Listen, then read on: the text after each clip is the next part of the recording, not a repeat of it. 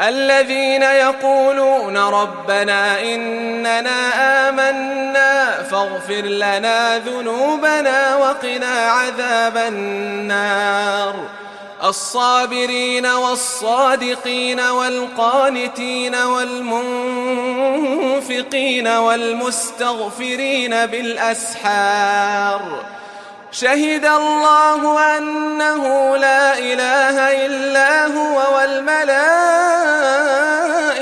وأولو العلم قائما بالقسط